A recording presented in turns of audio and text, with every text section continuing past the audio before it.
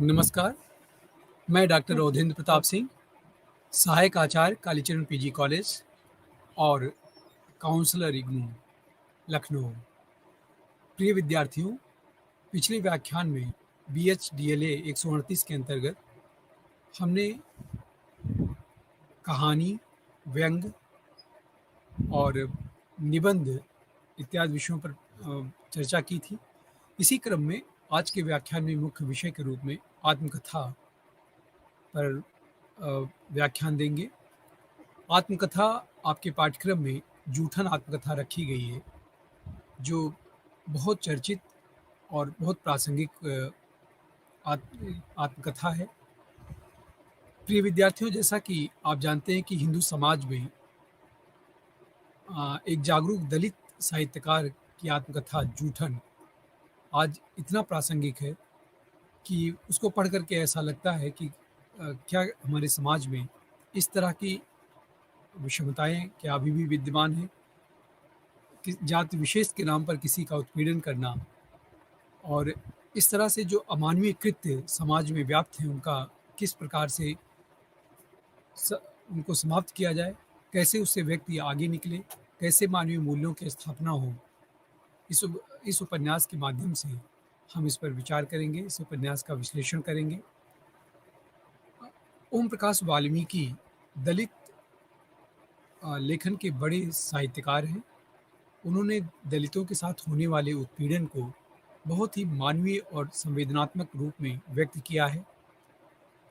जूठन के माध्यम से अछूत जातियों के उत्पीड़न और उनके साथ होने वाली अमानुषिक जो अत्याचार हैं, उन पर विचार किया गया है। वस्तुतः आज नारी मुक्ति या दलित मुक्ति के आंदोलन दोनों ही साहित्य के केंद्र में रहे हैं। इस इकाई के अंतर्गत हम लोग देखेंगे कि आत्मकथा में, जूठन आत्मकथा में, आत्मकथा गद्य विधा की विशेषताओं को इसके माध्यम से हम समझने का प्रयास करेंगे। आत्मकथाकार के जीवन की यातनापूर्ण प्रसंगों से दलित जीवन की जो वास्तविक पीड़ा है, उसको हम समझ सकेंगे। प्रिय विद्यार्थियों, इस बात को आप लोग अच्छी भली भांति जानते हैं कि आत्मकथा किसी लेखक द्वारा स्वयं अपने विषय में लिखा जाता है कि किस प्रकार से उसका जीवन संघर्ष उत्तरोत्तर आगे बढ़ता है, कैसे वो प्रारंभिक रूप से लेकर के अपनी यात्रा प्रारंभ करता है और कैसे वो शिखर तक पहुँचता है। इसका लेखा जोखा इस उपन्यास के माध्यम से आपके सामने प्रस्तुत होगा। हिंदी साहित्य विविध विधाओं के अंतर्गत हमने देखा कि साहित्य की विभिन्न विधाओं में, जिनमें हमने एकांकी पर बात की, व्यंग निबंध पर बात की, पूस की रात कहानी पर चर्चा की और इसी प्रकार से संस्मरण पर बात की। आज उसी क्रम में हम लोग दलित लेखन में उपन्यास के माध्यम से विचार करेंगे कि कैसे दलितों का जीवन रहा है और दलितों के साथ किस प्रकार से जाति के आधार पर उनका उत्पीड़न होता रहा है। इस पर यह उपन्यास भली बात प्रकाश डालता है। आत्मकथा में व्यक्त लेखकीय चरित्र और व्यक्तित्व को हम समझ सकेंगे। इस आत्मकथा के माध्यम से व्यक्त लेखकीय चरित्र और व्यक्तित्व पर बहुत बेहतरी के साथ विचार किया गया है। आत्मकथा के संरचना शिल्प की विशेषताओं की पूरी जानकारी हमें इस उपन्यास के आद्योपात अध्ययन के उपरांत प्राप्त हो सकता है। प्रिय विद्यार्थियों, स्वतंत्रोत्तर भारतीय सामाजिक परिवेश के एक महत्वपूर्ण अभिशाप के रूप में हमारे सामने आता है। अस्पृश्यता की जो समस्या है, उसके साथ ही साथ असमानता मूलक जो हिंदू धर्म व्यवस्था की विसंगतियां हैं, उसको हम इसके माध्यम से रेखांकित कर सकेंगे। आत्मकथा के प्रतिपाद्य को अच्छी तरह से विवेचित विश्लेषित करने की हम इसके माध्यम से क्षमता अपने आप में भी महसूस करेंगे। कहने का आशय यह है कि आत्मकथा लिखने की आवश्यकता क्यों है और एक लेखक किस प्रकार से अपने विषय में स्वयं अपनी उसको कथात्मक रूप में, कहानी के रूप में रोचक बना करके कैसे व्यक्त करता है, उसमें कितनी स्वतंत्रता होती है और क्या क्या प्रतिबद्धताएं हैं जिनका एक आत्मकथा लेखनकार को अनुपालन जिनका करना पड़ता है। इन सब बातों को हम भली-भाँति समझ सकेंगे। तो आत्मकथा लेखन एक तरह से हिंदी साहित्य का बहुत ही अलग तरीके की शैली में लिखा गया लेखन है, जिनकी जिनकी ख़ास बात ये है जिसकी कि इसमें जो लेखक है, वो जब स्वयं अपने बारे में लिखता है, तो वहाँ पर भाषागत सीमाएँ, शिल्पगत सीमाएँ, व्याकरणगत सीमाएँ सभी कहीं न कहीं से अ, अलग हो जाती हैं। वो स्वतंत्र रूप में अपने विचारों को, अपने साथ होने वाली घटनाओं को, अपने जीवन को रेखांकित करने के लिए वो बेबाक उन्हें व्यक्त करता चला जाता है। आत्मकथा हिंदी साहित्य के संस्मरण जीवनी कथा साहित्य से भिन्न एक स्वतंत्र गद्य विधा के रूप में हमारे सामने आती है। हम देखते हैं कि संस्मरण अपने जीवन से संबद्ध एक विशिष्ट स्थिति या प्रसंग तक सीमित होता है। उसी प्रकार से जीवनी महत्वपूर्ण व्यक्तियों पर दूसरे द्वारा लिखी जाती है। कथा कहानी में कल्पित पात्रों को आधार बनाया जाता है, लेकिन वहीं पर आत्मकथा स्वयं अपने बारे में लिखी जाती है। कोई रचनाकार स्वयं जब अपने बारे में लिखता है, तो हम उसे आत्मकथा के रूप में विवेचित करते हैं। इसीलिए इसमें जीवनी और कथा साहित्य की भांति अनुमान और कल्पना के लिए कोई अवकाश नहीं होता है, कोई जगह नहीं होती है। अतः आत्मकथा स्वयं अपने विषय में ईमानदारी से लिखा गया एक प्रकार का प्रामाणिक दस्तावेज होता है। स्वाधीनता आंदोलन के दौरान महात्मा गांधी जी ने, पंडित जवाहरलाल नेहरू जी ने और ऐसे तमाम साहित्यकार हुए हैं, बाबू श्याम सुंदर दास, अमृतलाल नागर, यशपाल, जिन्होंने अपने विषय में अ, बहुत अच्छे साहित्य के रूप में हमें आत्मकथा लेखन अ, उपलब्ध कराया है और ये आत्मकथाएँ हिंदी साहित्य के विकास में बहुत बड़ी भूमिका निभाती हैं। हिंदी और अन्य भारतीय भाषाओं में साहित्यकारों द्वारा आत्मकथा लेखन की परंपरा अ, रही है। हिंदी में जो थोड़ी बहुत आत्मकथाएँ लिखी गई हैं, उनमें अपने व्यक्तित्व को प्रकाश में लाने का ही प्रयास अधिक दिखाई देता है। हरवंश राय बच्चन की आत्मकथा इसका सबसे बड़ा प्रमाण है।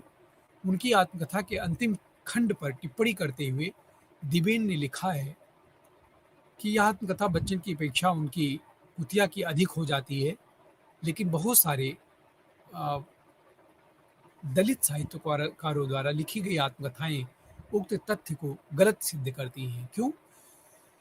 जैसे मराठी के दलित साहित्यकार दया पवार की आत्मकथा है बलूत।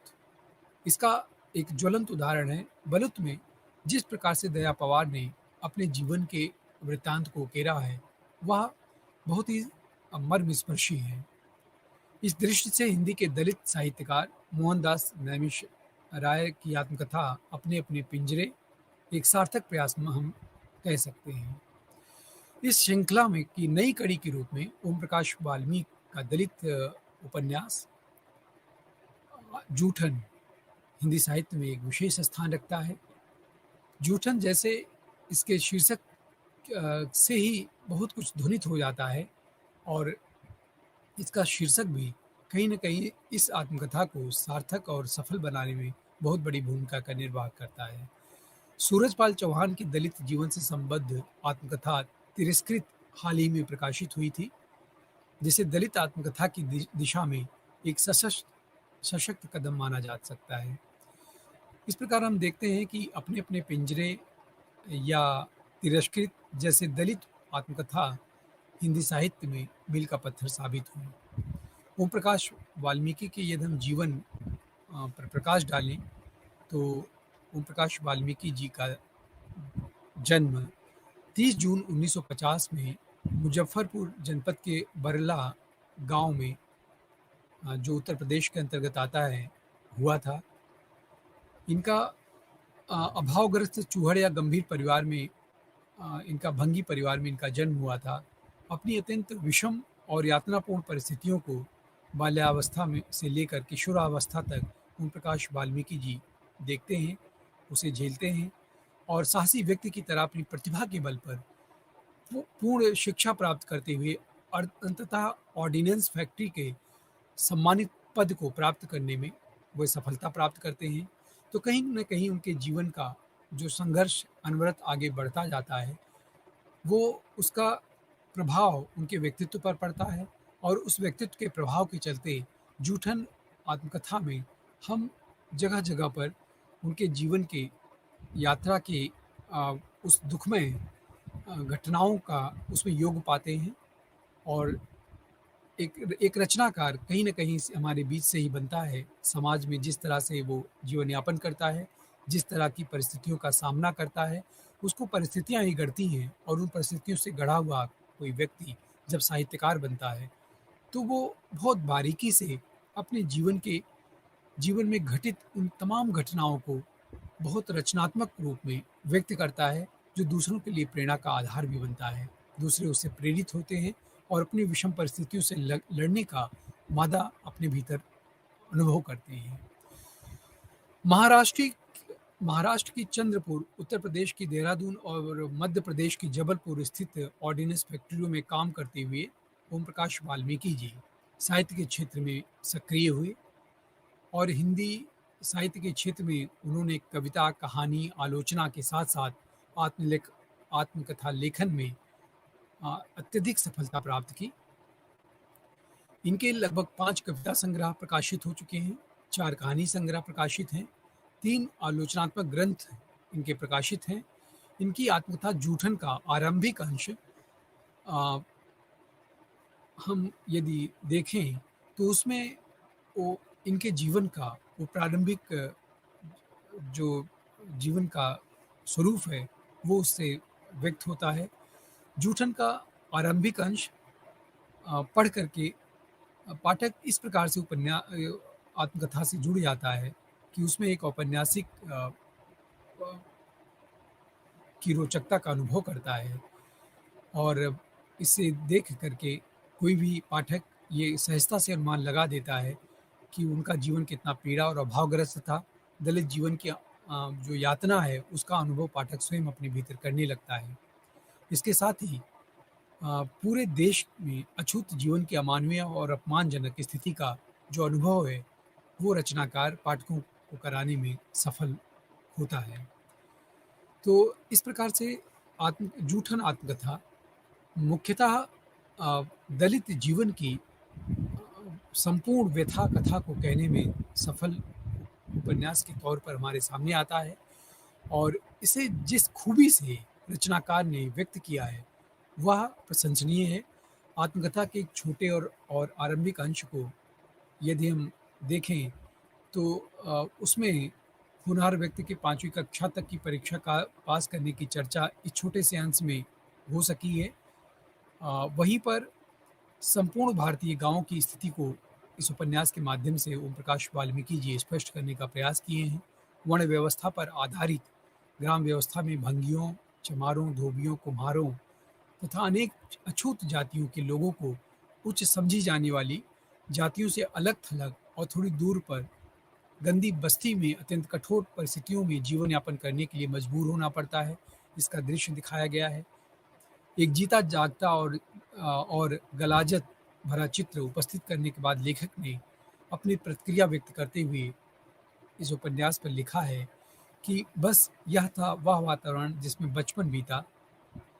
इस माहौल में यदि वर्ण व्यवस्था को आदर्श व्यवस्था कहने वालों को 2-4 दिन रहना पड़ जाए तो उनकी राय बदल जाएगी। यह टिप्पणी लेखक की जीवन दृष्टि को संकेतित करती है, जो पूरी आत्मकथा में स्थान-स्थान पर अत्यंत तीव्रता और आक्रोश के साथ व्यक्त हुई है। गाँव का पूरा खाका प्रस्तुत करने के बाद लेखक ने अपनी जाति, चोहड़ा या भंगी के प्रति ऊँची जातियों का जो व्यवहार है, उसे व्यक्त किया है। बेगार, गाली-गलौज, घोर प्रताड़ना के साथ वो अविवेक चोहड़े जैसे संबोधन का ज़िक्र करते हुए लेखक ने बताया है कि उनकी ज़िंदगी कुत्ते-बिल्ली जैसे जानवरों से भी बदतर हो गई थी। चोहड़े का स्पर्श भी पाप समझा जाता था। उस समय देश को आज़ादी मिले 8 साल हो गए थे। सर्वत्र गांधी जी के अछूतोद्धार की प्रतिधुन सुनाई पड़ती थी। कानूनी तौर पर सरकारी स्कूलों के द्वार अछूतों के लिए खोल दिए गए थे, लेकिन जन सामान्य की जो मानसिकता थी, वो पहले जैसी थी और उस मानसिकता में कोई मूलभूत परिवर्तन उस समय तक 8 वर्षों तक नहीं हुआ था। इसलिए स्कूल में प्रवेश पाने की कठिनाई भी ज्यों की त्यों महसूस होती थी और लेखक ने पढ़ने लिखने के लिए जब पिता ने सेवाराम मसीही की शरण में भेजा अपने बेटे को, वहाँ से भी किसी अ, झटपट के कारण उसे अलग होना पड़ा। लेकिन आगे चल के बड़ी मुश्किल से सरकारी स्कूल में उसे दाखिला मिल जाता है। वहाँ प्राध्यापकों से लेकर ऊँची जाति के विद्यार्थियों द्वारा उसे जिस प्रकार से प्रताड़ित किया जाता है, उसके देख कर के रोंगटे खड़े हो जाते हैं। हेडमास्टर कालीराम लेखक को पढ़ाई से अलग कर स्कूल के अंदर और बाहर की सफाई का भार सौंप देता है। इससे इनकार करने पर उसे स्कूल से निकाल दिया जाता है। अपने पिता के प्रोत्साहन साहस के सहारे वह सारी यातनाओं को झेलकर 5वीं की कक्षा उत्तीर्ण कर लेता है। तो उस बच्चे का प्रारंभ से ही जिस प्रकार से जुझारू पर और अपने साथ होने वाले अन्याय के प्रति विरोध करने की प्रवृत्ति में दृष्टिगत होती है, वह काबिल तारीफ है और कहीं न कहीं वह दूर के उस सफल व्यक्तित्व का परिचय भी कराती चलती है कि आने वाले दिनों में इ इनकी यही परिस्थितियाँ इस व्यक्ति को कितना बड़ा रचनाकार और कितने बड़े समाज का नेतृत्व करने का अ, दायित्व सौंपेगा, प्रदान करेगा। अपनी शिक्षा-दीक्षा की अमानवीय परिस्थितियों के साथ ही लेखक ने फसलों की कटाई-बुवाई, बड़ी जातियों के घरों और पशुशालाओं की सफाई के बदले मिलने वाली अधिक गाली और कम मज़दूरी को बड़े मार्मिक ढंग से दर्शाया है। आत्मकथा के जो निर्धारित अंश के अंत में लेखक ने जूठन की अमानवीय प्रथा का अत्यंत मार्मिक चित्रण किया है, जिस चित्रण को अ, देख कर के पाठक स्वयं कहीं न कहीं उसमें प्रभावित हो जाता है और अपने आप को उन परिस्थितियों में अ, घिरा हुआ पाता है। शादी-ब्याह के मौके पर जब मेहमान और बाराती खाना खाकर जा रहे होते हैं, तो चौड़े दरवाजे के बाहर खड़े-खड़े टोकरे लेकर बैठे रहते हैं। खाने की समाप्ति के बाद जूठी पत्तलें उनके टोकरों में डाल दी जाती हैं, जिन्हें घर ले जाकर वो जूठन इकट्ठी करके कुछ खा लेते हैं और शेष भविष्य के लिए सुखाकर सुरक्षित रख लेते हैं। सुखदेव सिंह की लड़की की शादी पर जूठन की आस से में ही लेखक के माँ-बाप और भाई-बहनों ने एक पखवाड़े तक अपने यहाँ रात-दिन बेगारी की थी। इसका ज़िक्र करते हुए लेखक ने लिखा है, बारात खाना खा रही थी, माँ टोकरा लिए दरवाजे के पास बैठी थी। मैं और मेरी छोटी बहन माया माँ से सिमटे बैठे थे। इस उम्मीद में कि भीतर से जो मिठाई और पकवानों की महक आ रही थी, वह हमें भी खाने को मिलेगी। भोजन की समाप्ति के बाद जब चौधरी सुखदेव सिंह दिखाई दिया, तो उसकी माँ ने कहा, "चौधरी जी, एक पत्तल में कुछ डालकर हमारे बच्चों को दे दो। वह भी तो इसी दिन का इंतज़ार कर रहे थे।" इस पर चौधरी सुखदेव सिंह ने टोकरी की ओर इशारा करके कहा, "टोकरा व जूठन ले जा रही है, ऊपर से जागतों के लिए खाना माँग रही, अपनी औकात में रह चोरी, उठा टोकरा और चलती बन।" माँ ने इस अपमान का प्रतिकार करते हुए टोकरा वहीं बिखेर दिया। सुखदेव सिंह ने कहा कि उसे उठाकर अपने घर रख लो और सुबह बारातियों को रास्ते में खिला देना। यह सुनकर सुखदेव सिंह की माँ पर झपटा, लेकिन शेरनी की तरह माँ ने उसका सामना किया। इस घटना के बाद लेखक के परिवार से जूठन का सिलसिला समाप्त हो गया। वस्तुतः इस घटना के कारण ही लेखक ने आत्मकथा को जूठन शीर्षक दिया था। जो इसकी अंतर्वस्तु के साथ ही लेखक ने आत्मकथा प्रतिपाद्य को भी रेखांकित किया है इसी के माध्यम से। उच्च और सम्मानित पद पर नौकरी प्राप्त करने के 25-30 साल के बाद सुखदेव सिंह अपने पोते को लेखक के घर भेजता है, किसी इंटरव्यू के सिलसिले में, और स्वयं उसके घर जाकर सम्मानपूर्वक भोजन करता है। इस प्रकार जूठन शीर्षक आत्मकथा की समूची अंतर्वस्तु का संकेत निर्धारित अंश से मिल जाता है। लेकिन इस आत्मकथा के संपूर्ण महत्व को पूरी रचना को पढ़ने के बाद ही हम समझ सकते हैं। हमारा विद्यार्थियों से अ, यही सुझाव है विद्यार्थियों को कि वे जूठन आत्मकथा को आद्योपांत पढ़ें और इस आत्मकथा को आद्योपांत पढ़ने के बाद वे स्वयं बहुत सारे निष्कर्षों तक पहुँच सकते हैं। जूठन में आत्मकथाकार के जीवन की बहुत सारी घटनाएँ, उसके विद्यार्थी जीवन से लेकर और नौकरी पेशे में रहते हुए जीवन तक का अनुभव उसमें समाहित है, जिन्हें जाने-बूझे बिना दलित समस्या की गंभीरता और उसके सामाजिक महत्व को नहीं समझा जा सकता है कि हमारे समाज का जो सबसे बड़ा हिस्सा है, किस प्रकार से छुआ-छूत के नाम पर, किस प्रकार से ऊँच-नीच के नाम पर अ, बहुत सारी सुविधाओं से वंचित रहा और विषम परिस्थितियों से गुज़रने के लिए विवश रहा। उसका चित्रण आत्मकथाकार ने बाखूबी इस उपन्यास में किया है। ऐसी कुछ घटनाओं का उल्लेख अ अ, उ विद्यार्थियों के लिए उपयोगी हो सकता है। उदाहरण के लिए जैसे 5वीं कक्षा के बाद के स्कूल जीवन की एक घटना को लिया जा सकता है। कक्षा में अध्यापक मनोयोग पूर्ण द्रोणाचार का पाठ पढ़ा रहे थे। उनकी गरीबी का मार्मिक चित्रण करते हुए उन्होंने द्रोणाचार्य द्वारा अपने पुत्र अश्वत्थामा को भूख से तड़पते हुए देखकर पानी पीने के लिए आटा घोल कर पिलाने की घटना का जिक्र सभी विद्यार्थियों को के सामने करुणा करुणाभिभूत पूर्ण तरीके से किया था। इस पर किशोर लेखक ने प्रश्न किया कि अश्वत्थामा को दूध की जगह आटे का घोल पिलाया गया और हमें चावल का मार। फिर किसी भी महाकाव्य में हमारा जिक्र क्यों नहीं आया? इस प्रश्न से खुद अध्यापक ने अपने उत्तर में उसे मुर्गा बनाकर शीशम की छड़ी से प्रहार करते हुए कहा कि चोरे के तू द्रोणाचार्य से बराबरी कर रहा है, ले तेरे ऊपर मैं महाकाव्य लिखूंगा। उसने मेरी पीठ पर सटाक-सटाक छड़ी से महाकाव्य रंग दिया था। यह महाकाव्य आज भी मेरी पीठ पर अंकित है। भूख और असहाय जीवन के क्षणों में सामंती सोच का यह महाकाव्य मेरी पीठ पर अंकित है। मेरे मस्तिष्क के रेसे-रेसे पर अंकित है। इस प्रकार से उद्बोधन, इस प्रकार से अपनी भावनाओं और संवेदनाओं को रचनाकार अ, इस उपन्यास में व्यक्त करता है। अपने विद्यार्थी जीवन में ही लेखक का अम्बेडकर साहित्य से परिचय हो चुका था।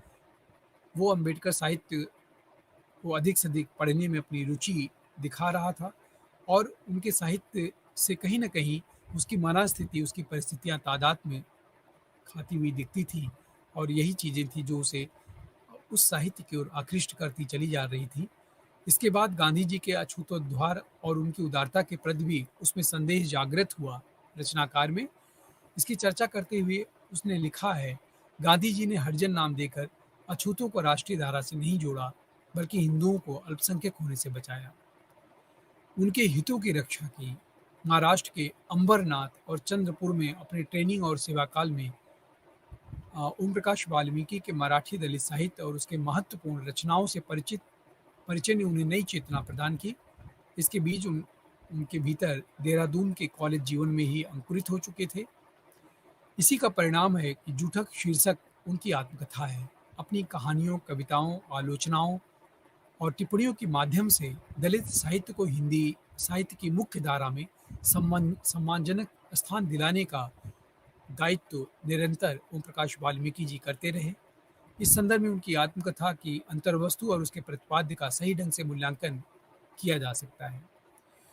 इसी क्रम में हम यदि जूठन उपन्यास के अंतर्वस्तु पर बात करें, तो अंतर्वस्तु के रूप में आत्मकथा के मूल पाठ और सार को पढ़कर ही समझा जा सकता हो और इसकी अंतर्वस्तु पर निबंध और कहानी की तरह विचार और भाव पक्ष को गहनता और जीवंतता के साथ उनके विचारों को पूरी तरह से अनुशासन में बांध कर रखा गया है। इस दृष्टि से हम देखें तो आत्मकथाकार ने अपने जीवन की पीड़ा, यातना और पग-पग पर उपस्थित होने वाले विरोध, भाववाद दलित जीवन की यातना, मुक्ति के उद्देश्य को परिचालित किया है। अतः यह आत्मकथा स्वयं की व्यथा कथा बन जाती है। इस आत्मकथा में आरंभ से लेकर के अंत तक लेखक ने स्वयं के माध्यम से दलित जीवन की असहायता, विवशता और हर तरह के अत्याचारों के साथ सवर्णों या ऊंची जातियों द्वारा स्वीकृत वर्ण व्यवस्था, ब्राह्मण वर्चस्व, सामाजिक राजनीतिक व्यवस्था, सामंती मानसिकता आदि के प्रति विद्रोह भावना के रूप में अपनी तीव्र मानसिक प्रतिक्रिया व्यक्त की है। इसीलिए आत्मकथा की अंतर्वस्तु असमानता मूलक जाति पर आधारित भारतीय समाज रचना की एक गंभीर समस्या के रूप में हमारे सामने आती है। दलित जीवन की त्रासदी के रूप में हम इस जूठन आत्मकथा उपन्यास को देख सकते हैं। प्रिय विद्यार्थियों, वैचारिक दृष्टि से देखें तो इस आत्मकथा में लेखक का सामाजिक चिंतन भी स्थान-स्थान पर उजागर हुआ है। लेकिन चिंतनगत निष्कर्ष के आधार पर उसके जीवन अनुभव ही अधिक प्रभावी रहे हैं। चिंतन के लिए चिंतन अर्थात मुक्ति चिंतन में उनका विश्वास नहीं दिखता है। उसने खुलकर अछूत और दलित जीवन की त्रुटियों को उजागर किया है। भूत प्रेत, देवी देवता, झाड़ फूक और भगत ओझा टोना टोटका में उनका विश्वास, कर्मफल और भाग्य के प्रति उनकी आस्था और उनके जीवन के अभिशाप को और तीखा बनाता जाता है। इसके लिए लेखक ने अशिक्षा और रूढ़िवादिता के कारण को ही मुख्य बताया है। लेकिन शिक्षित और संपन्न होने के बावजूद अछूतों द्वारा अपने जाति सूचक सरनेम को छिपाने के पीछे के मानसिक द्वंद्व को दर्शाता है। अलगाववाद के डर, जातिवादी मानसिकता के कारण दलितों द्वारा दलितों के लिए किए जाने वाले तिरस्कार और ही दृष्टि से बचने का यह प्रयास भी इसमें दृष्टिगत होता है। जाति प्रथा से जूझने के लिए समानता मूलक समाज की आवश्यकता को लेखक ने बहुत शिद्दत से महसूस किया। सामाजिक बदलाव से ही इस समस्या का समाधान होने की संभावना लेखक ने व्यक्त की है। यही दलित जीवन के उद्धार का एकमात्र मार्ग है जिसे लेखक ने सुझाया है। लेखक को दलित मुक्ति का जो मार्ग अभिप्रेत है, वही दलित जीवन में व्याप्त भयानक शोषण और उत्पीड़न को दूर करने का एकमात्र सही कदम बताया है। ऊंची जातियों के स्तर तक पहुंचने की होड़ का भी उसने खुलकर चित्रण किया है। इससे लगता है कि मात्र शिक्षा और आर्थिक स्तर में सुधार के माध्यम से ही दलित जीवन का उद्धार संभव है। लेखक ने समस्या का जो भयावह रूप उजागर किया है, वह कई स्तरों पर, कई कोणों से इसे मुक्ति पाने के लिए अन्य लोगों को प्रेरित करती है और यही इस उपन्यास की सार्थकता है कि इसे पढ़ करके कोई दलित पाठक, लेखक और समाज में हर वह व्यक्ति जो कहीं न कहीं से अ, विशेष लोगों द्वारा सुविधागत चीज़ों से हमेशा वंचित रखा गया है, उसके लिए वो प्रतिरोध कर सके, उसका विरोध कर सके और अपने अधिकारों के लिए जागरूक हो सके। तो ये उपन्यास एक इसी प्रकार की भावना को पाठकों के बीच में उत्पन्न करती है कि वे अपने अधिकारों के प्रति सचेत हों और अपने आसपास होने वाले इस तरह से अन्यायपूर्ण स्थितियों से परिचित हो सके और उनका विरोध करके एक नए और नवीन समाज की संरचना करने में अपनी सहभागिता दे सकें। आत्मकथा रचनाकार के चरित्र का वास्तव में प्रामाणिक दस्तावेज होता है और अगर हम उपन्यास में निहित चरित्रों का विश्लेषण करें तो हमें लगता है कि सचमुच चरित्र का एक प्रामाणिक दस्तावेज किसी भी रचना में उसमें निहित पात्रों का चरित्रगत विशेषताएं हैं। लेकिन इसके लिए ये आवश्यक शर्त यह है कि रचनाकार अपने बारे में लिखते हुए पूरी ईमानदारी का परिचय दे। ऐसा न करे कि उन बातों को छिपा जाए जिससे कहीं न कहीं जिन बातों को व्यक्त करने में उसे संकोच होता हो, लज्जा आती हो या उसे लगता हो कि वो अपनी आलोचना कर रहा हो या अपनी परिस्थितियों का रोना रो रहा है। तो इसका उसे ध्यान रखना होगा। इस दृष्टि से जहाँ तक ओम प्रकाश वाल्मीकि का प्रश्न है, प्रिय विद्यार्थियों, उन्होंने प्रायः पूरी ईमानदारी का परिचय अपने इस उपन्यास में दिया है। बचपन या उनका किशोरावस्था से लेकर के विद्यार्थी जीवन से आगे चल कर के नौकरी पेशा स्थितियों में भी जिस बेबाकी के साथ उन्होंने अपने अनुभव और जीवन यापन संबंधी घटनाओं, प्रसंगों, विषम परिस्थितियों और आशाओं, आकांक्षाओं का उल्लेख किया है, वो निश्चय ही काबिले तारीफ़ है। उन्होंने कहीं भी पर्दा डालने का प्रयास नहीं किया है। उनकी कमज़ोरियाँ, उनकी क्षमताएँ इस आत्मकथा में पूरी ईमानदारी से व्यक्त हुई हैं। यही किसी आत्मकथा लेखक की सबसे बड़ी सफलता होती है कि वो पूरी ईमानदारी का निर्वहन उपन्यास में, आत्मकथा लेखन में प्रारंभ से लेकर के अंत तक कर सके। और यह इस उपन्यास में हमें ओम प्रकाश वाल्मीकि जी की रचना में मिलता है। प्रिय विद्यार्थियों, अनेक विषम और विरोधी परिस्थितियों के बाद भी लेखक ने अपनी हिम्मत कहीं भी कमज़ोर होते हुए नहीं दिखाई है। जीवन की दौड़ में एक सफल व्यक्ति बनने के बाद भी उसने अपनी इंसानियत को कायम रखा। इंसानी सरोकारों के प्रति उनका जो समर्पण था, वो जीवन पर्यंत दिखाई देता है।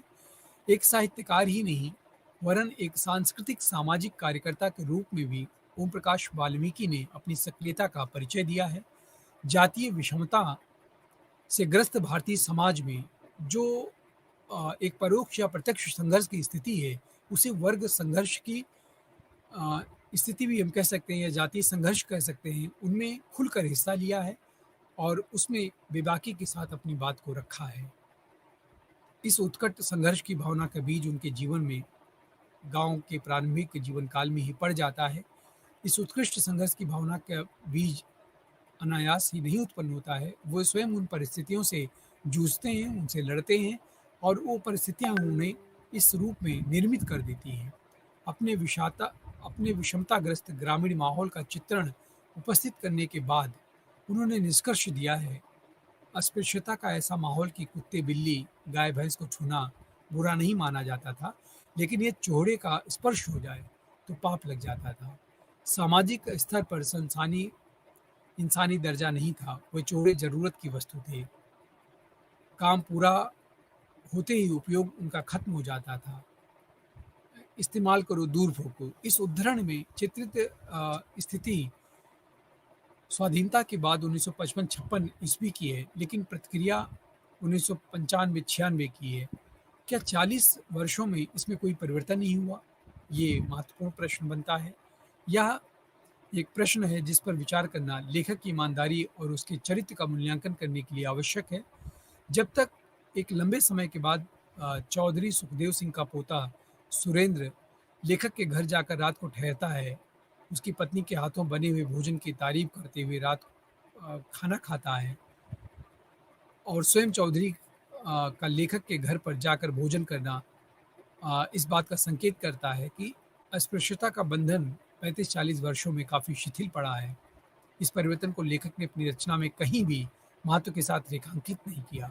अतः कहीं न कहीं उनका क्रोध, उनका आक्रोश, ईर्ष्या का भाव इस उपन्यास में दिखाई देता है। 35-40 वर्षों में यदि एक सामान्य व्यक्ति भी समाज के उन तमाम वर्गों पर ध्यान दे, प्रकाश डाले, उनका अध्ययन करे, उन्हें समझने की कोशिश करे, तो एक मूलभूत परिवर्तन हमें समाज में दिखाई देता है। अब ओम प्रकाश वाल्मीकि जी जो उपन्यास में जिस उपन्यास को लिखते हैं जूठन नाम से, उसमें दृश्य तो दिखाते हैं 1955 और 56 का, जिसे लिख रहे होते हैं 95-96 में। तो इतने बड़े कालखंड के अंतराल में क्या उन्हें अपने जीवन में एक बहुत बड़ा परिवर्तन नहीं दिखाई देता है? क्या उन्होंने कभी बेबाकी के साथ, उसी बेबाकी के साथ, जिस बेबाकी के साथ आत्मकथाकार इस उपन्यास में दलितों की समस्या को उजागर करता है, क्या उसने समाज में होने वाले परिवर्तनों को कहीं स्थान नहीं देना उचित समझा? ये बहुत सारे ऐसे सवाल हैं जो प्रकारांतर से उठाए जाते हैं और उठते रहेंगे, क्योंकि इसमें कोई संदेह नहीं है कि 30-35 सालों में इतना बड़ा परिवर्तन हुआ है कि केवल अर्थ ही समाज के स्वरूप का आधार बन गया। यदि व्यक्ति आर्थिक रूप से संपन्न है, चाहे वो जिस जाति, धर्म, वर्ग का हो, तो उसको सम्मान मिलेगा, उसको इज्जत मिलेगी, उसको स्थान मिलेगा। यदि कोई दलित भी वर्तमान में या विगत 90 और 2000 के मध्य तक यदि वो संपन्न नहीं है, तो उसके अपनी ही बिरादरी के लोग उसको अपने समाज से तिरस्कृत के रूप में उसके साथ व्यवहार करते हैं, उसका सम्मान नहीं करते हैं, उसको वो अधिकार नहीं देते हैं जो दिया जाना चाहिए। तो दूसरे लोगों से हम क्या अपेक्षा रखें? तो कहीं न कहीं से आत्मकथा लेखक के लिए जिस ईमानदारी की आवश्यकता होती है, वो ईमानदारी पूर्णतः हम कह सकते हैं कि इस उपन्यास में विद्यमान नहीं है।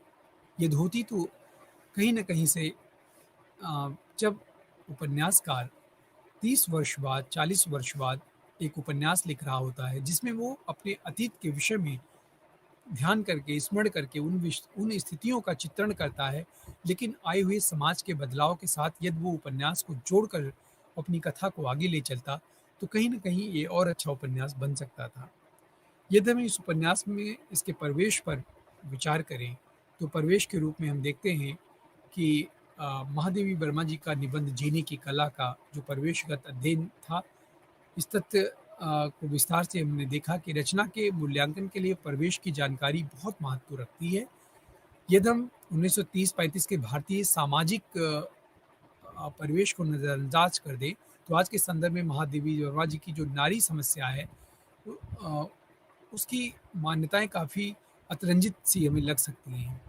इस तथ्य को हम कविता, कहानी, नाटक, उपन्यास इत्यादि में रचनात्मक विधाओं के साथ आलोचना पर भी समान रूप से लागू होते हुए देखते हैं। आत्मकथा जैसी पूर्णतः आत्मनिष्ठ विधा के रूप लिए तो तदनुगीन सामाजिक परिवेश की जानकारी अधिक महत्वपूर्ण बन जाती है। भारतीय समाज व्यवस्था वर्ण व्यवस्था से विकृत रूप धारण करके धीरे-धीरे जाति व्यवस्था में किस प्रकार परिवर्तित होती है, इसका अनुमान लगता है। आरंभ में यह पेशेवर जाति व्यवस्था ग्रामाशित समाज व्यवस्था की ठोस आधारशिला बनती गई। ब्राह्मण, क्षत्रिय, वैश्य, अन्य पेशेवर जातियां जैसे लोहार हुआ, कहार, नाई, बरई, बढ़ई आदि अपेक्षाकृत कम नीची जातियां जो समाज में कम नीची जाति समझी जाती थी, अ, वो एक साथ रहती थी। ये सभी जातियां एक दूसरे पर निर्भर रहती थी और किसी एक के बिना दूसरे का काम चलना संभव नहीं था। इसके साथ ही डोम, धरकार, भंगी, चमार, चांडाल आदि अनेक अछूत समुदाय भी था जो ग्रामशित व्यवस्था का अविभाज्य अंग था। लेकिन इन्हें मूल गांव से कहीं दूर बस्ती में रहना पड़ता था या उनको बसाया जाता था। जाति व्यवस्था के विधि निषेधों का कड़ाई से पालन करना दलितों के लिए अनिवार्य बन गया था।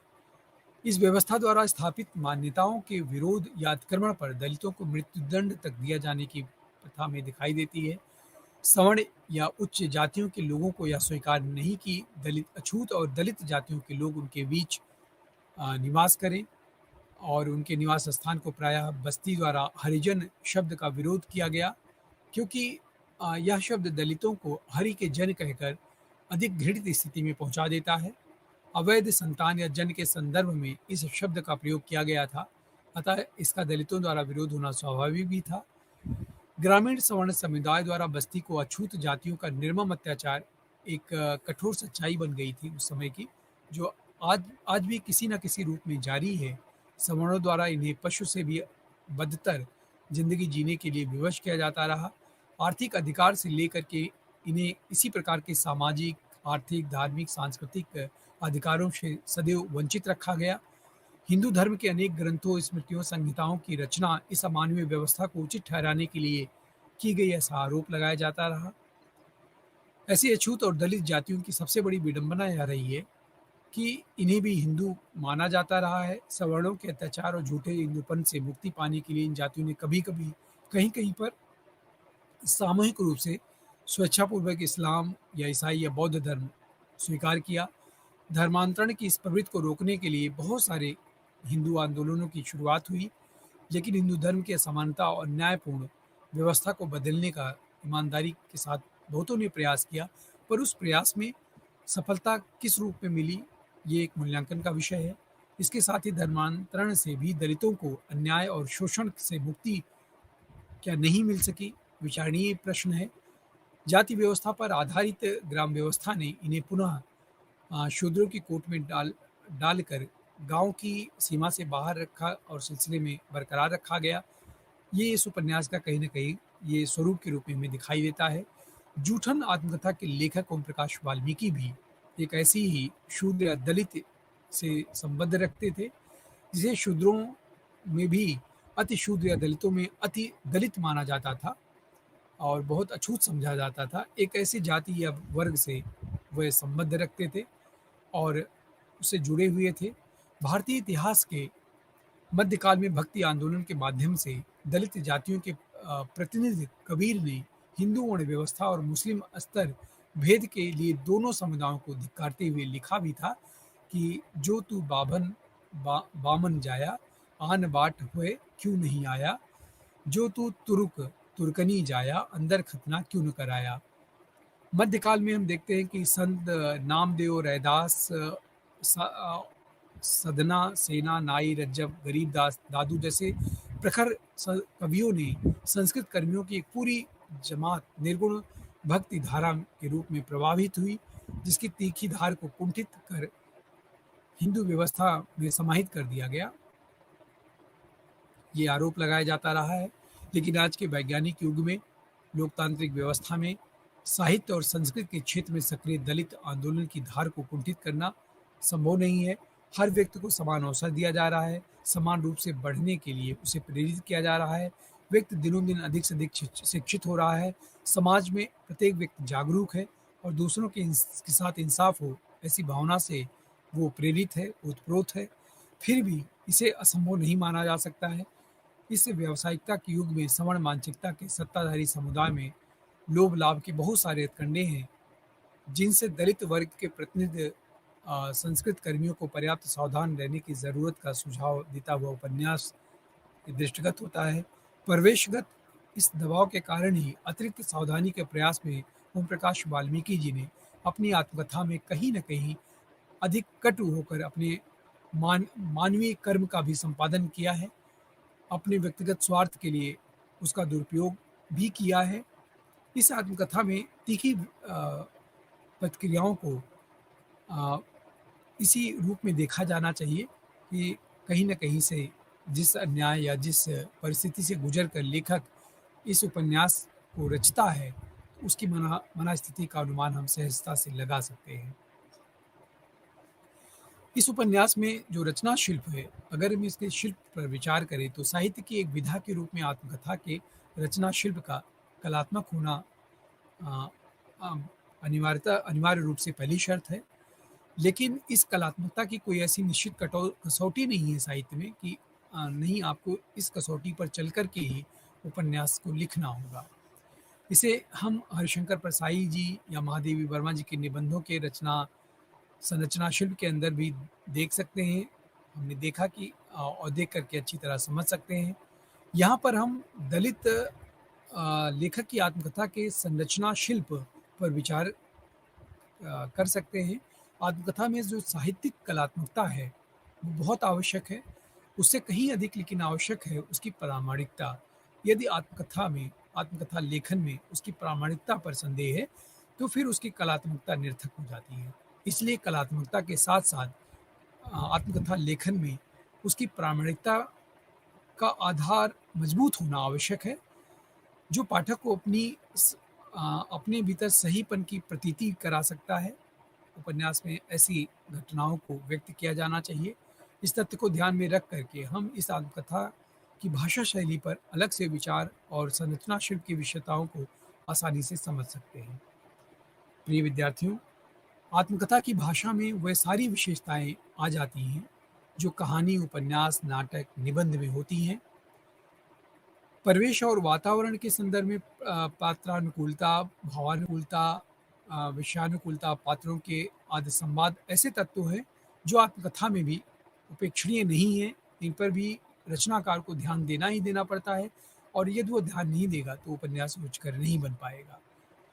यह आत्मकथाकार पर निर्भर करता है कि वह अपनी भाषा के किस स्वरूप का कब और कैसे इस्तेमाल करे, इसका चयन वह स्वयं करेगा।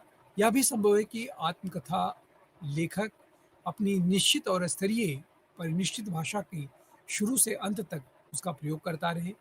ओम प्रकाश वाल्मीकि जी ने भाषा के संदर्भ में वातावरण, परिवेश और पत्रानुकूलता के साथ ही निश्चित भाषा के भी कुशल प्रयोग का परिचय अपने इस उपन्यास जूठन में दिया है।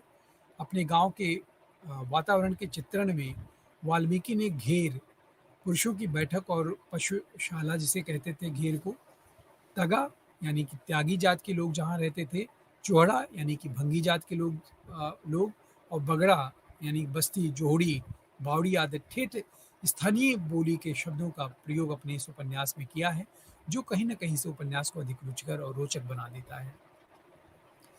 अपने बचपन से लेकर के स्कूली जीवन के चित्रण में उन्होंने विभिन्न पात्रों के संवादों की भाषा को भी ज्यों का त्यों आंचलिक लहजे में प्रस्तुत किया है और गांव के त्यागियों की प्रतिक्रिया व्यक्त करने के लिए त्यागियों की सामांतिक मानसिकता के चित्रण में लेखक ने उनके कथनों को ज्यों का त्यों प्रस्तुत करके उपन्यास को अधिक सफल बनाया है।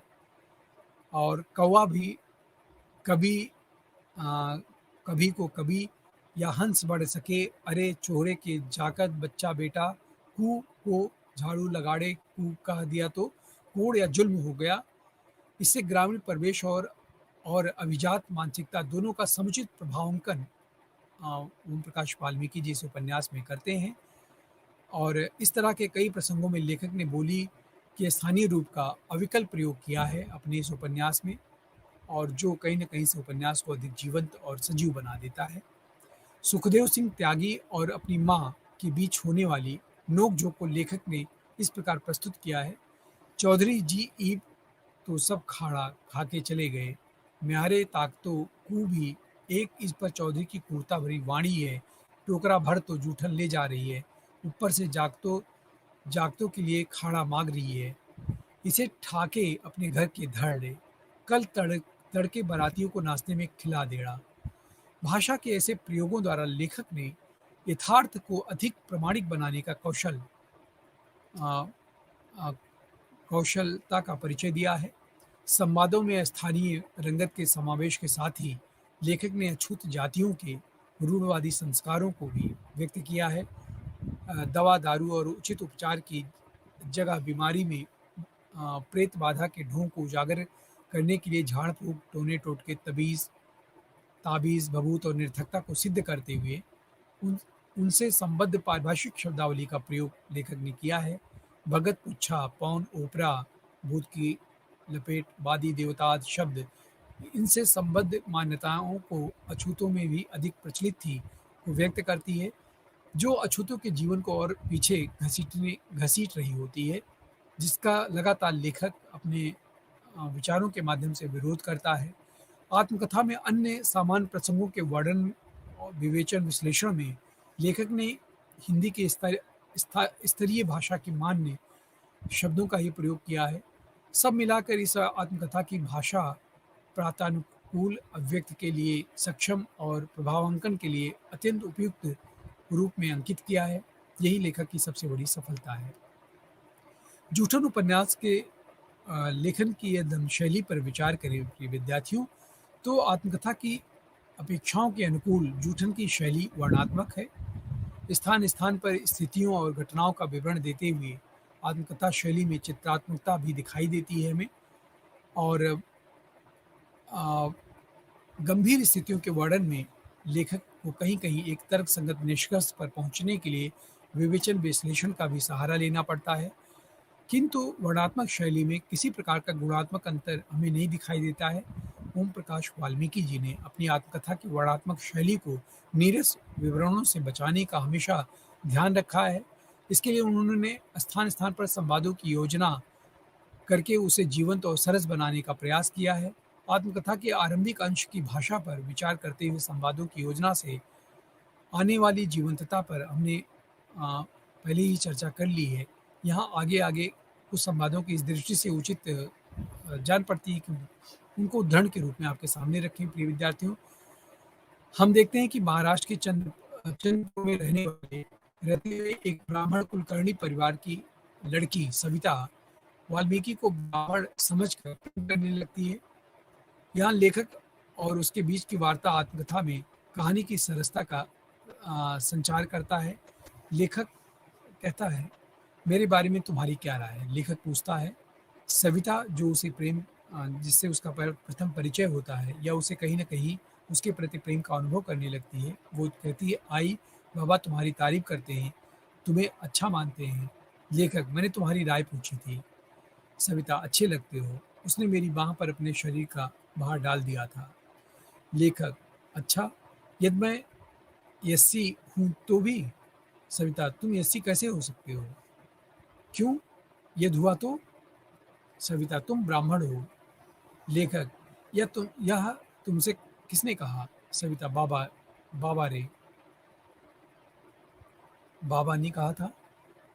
फिर लेखक कहता है, गलत कहा, मैं एससी हूँ, मैंने उत्तर प्रदेश के चोड़ा परिवार में जन्म लिया है। सविता, तुम झूठ बोल रहे हो। लेखक, नहीं सभी, यह सच है जो तुम्हें जान लेना चाहिए। तो इस वास्तविकता को जानकर वह रोने लगती है। मेरा ऐसी होना जैसे कोई अपराध हो जाता है। वह काफ़ी देर तक सुबकती रहती है। हमारे बीच अचानक फासला बढ़ जाता है। हज़ारों साल की नफ़रत हमारे दिल में भर गई थी। एक झूठ को हमने संस्कृति मान लिया था। यहाँ उद्धृत संवाद और इस प्रकार की टिप्पणी से आत्मकथा की शैली को रोचक, जीवंत और गंभीर बनाने का प्रयास किया गया है। तो एक कुशल कहानीकार और कवि होने के नाते ओम प्रकाश वाल्मीकि ने कई प्रकार से अपनी वर्णन शैली को रोचक और गंभीर बनाया है। वर्णों के बीच-बीच में जगह-जगह पर शिक्षकों की भूमिका और पाठ्यक्रमों की निरर्थकता, वर्ण व्यवस्था की क्रूरता, तथाकथित समाज सुधारकों, सत्ता हथियाने के चक्कर में पड़े नेताओं के हथकंडों पर भी कई लेखक की टिप्पणियों का उसका विश्लेषण क्षमता को रेखांकित करता है। दलित जाति के तीव्र एहसास की पीड़ा को प्रायः भावुक बना देती है पाठकों को। और हम देखते हैं कि जाति व्यवस्था की विकृत धर्मशास्त्रों द्वारा उसकी पुष्टि से खिन्न लेखक का आक्रोश वर्णगत शैली की सीमा का उल्लंघन करके भावात्मकता में प्रवेश कर जाता है। इसके लिए एक उदाहरण पर्याप्त होगा। तरह तरह के मिथक रचे गए, वीरता के आदर्शों के कुल मिलाकर क्या परिणाम निकले? पराजय, निराशा, निर्धनता, अज्ञानता, संकीर्णता, कूपमंडूकता, धार्मिक जड़ता, पुरोहितवाद के चंगुल में फंसा कर्मकांड में उलझा समाज, जो टुकड़ों-टुकड़ों में बँटकर कभी यूनानियों से हारा, कभी शकों से हारा, कभी हुनों से, कभी अफ़गानों से, कभी मुगलों, फ्रांसीसियों और अंग्रेज़ों से हारा, फिर भी अपनी वीरता और महानता के नाम पर कमज़ोर और असहायों को पीटता रहा। तो ये जो कहने का अंदाज़ है, ये जो एक तरफ से ही अपने भीतर की सारे आक्रोश और उस व्यथित परिवेश के उपरांत जो भावना है उसके भीतर भरी हुई, उसे किस प्रकार से लेखक अपने इस उपन्यास में व्यक्त करता है और यही उसकी अभिव्यक्ति इस उपन्यास में पाठकों को अपनी ओर आकृष्ट कर लेती है। आक्रोश और भावावेश के नाम पर उपर्युक्त उद्धरण में हमने देखा कि व्यक्ति सच्चाई से इनकार नहीं किया जा सकता है।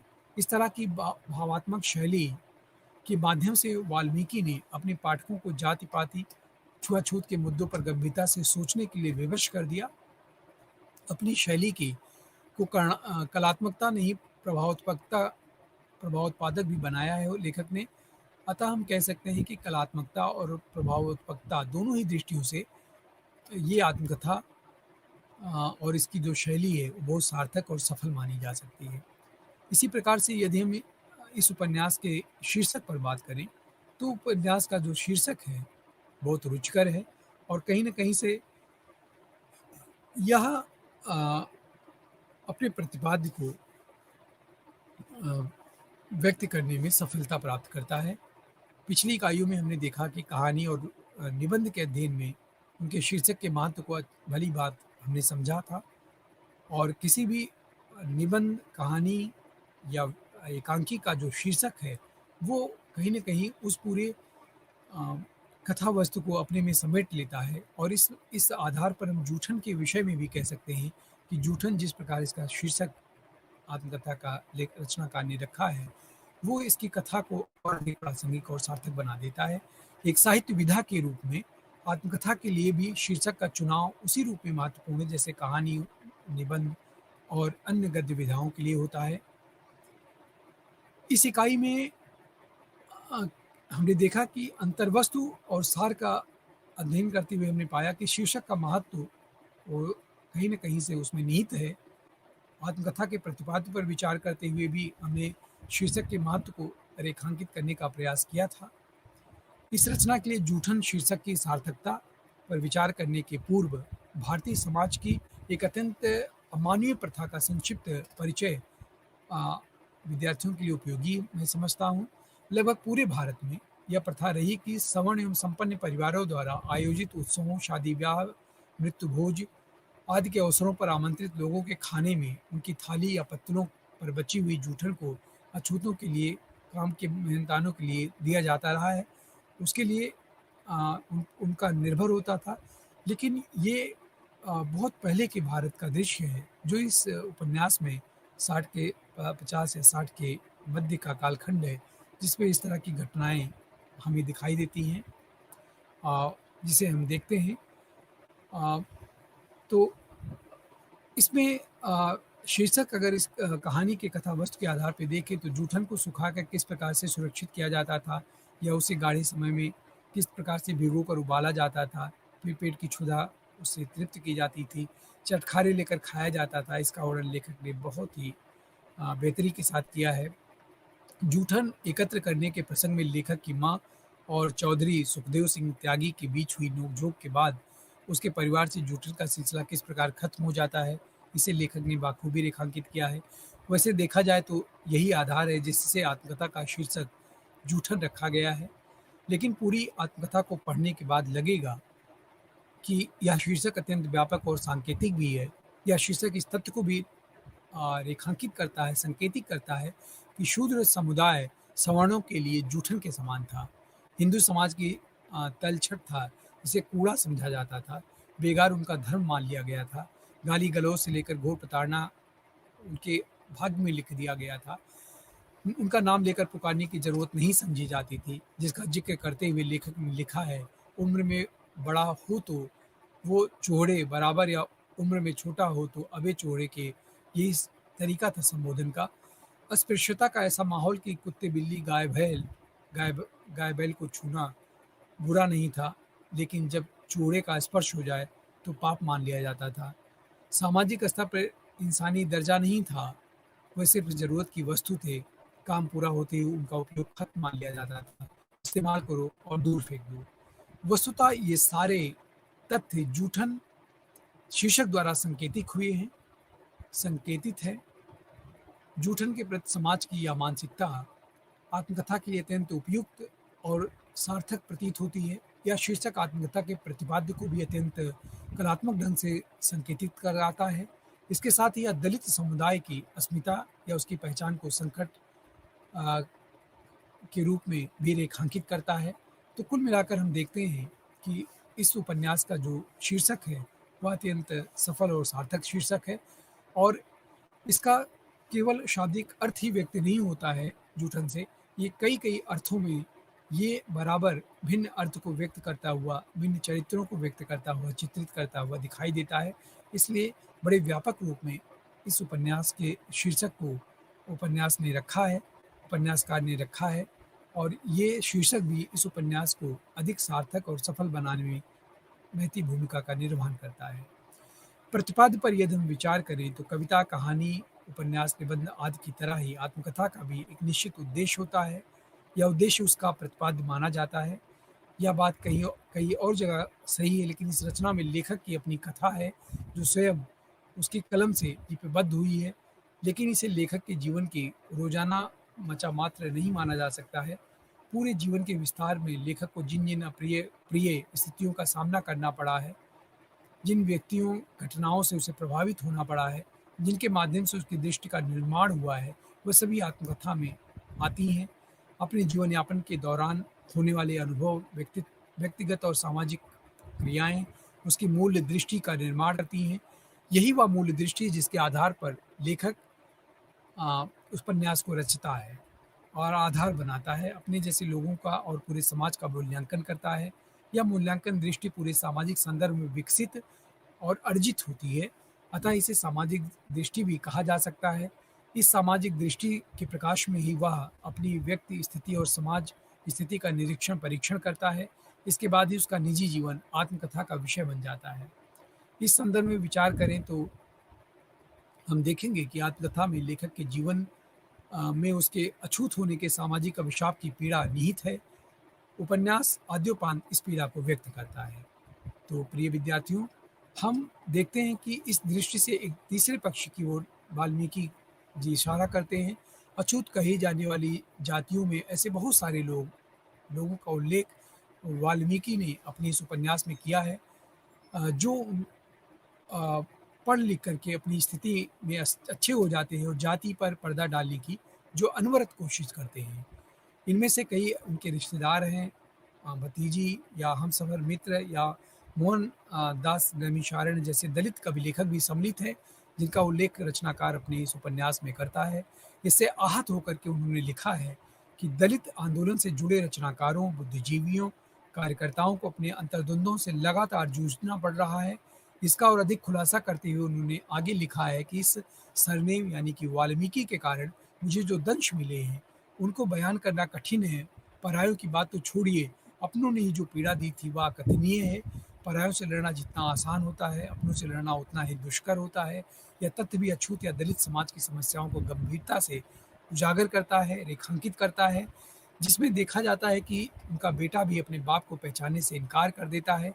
इस प्रकार जूठन शीर्षक आत्मकथा दलित और अछूत समझी जाने वाली जातियों की एक प्रतिनिधि रचनाकार की आत्मकथा है, जिसमें अछूतों के उद्धार की आवश्यकता को एक गंभीर सामाजिक समस्या के रूप में प्रतिपादित करने का प्रयास रचनाकार ने किया है और इस प्रकार से ओम प्रकाश वाल्मीकि जी को अ, जूठन उपन्यास की रचना में एक बड़ी सफलता मिली है और उन्होंने बहुत ही बेहतरी के साथ अपने साथ होने वाली घटनाओं को आधार बना करके बहुत रोचक और बहुत प्रासंगिक रूप में इस उपन्यास में अपनी भावनाओं और विचारों को व्यक्त किया है और यही एक रचनाकार की सफलता होती है कि वो अपनी पीड़ा को कैसे कलात्मक और रचनात्मक बना करके आम आम लोगों के सामने उसे व्यक्त करे, पहुँचाए, ताकि दूसरे लोगों को उससे प्रेरणा और अ, संबल मिल सके।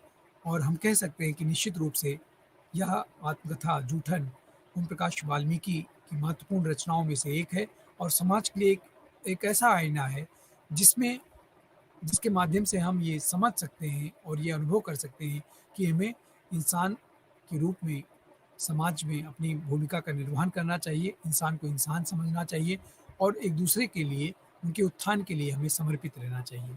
इसी के साथ प्रिय विद्यार्थियों, आज के इस व्याख्यान को मैं विराम देता हूँ और आप सबका बहुत-बहुत धन्यवाद। नमस्कार।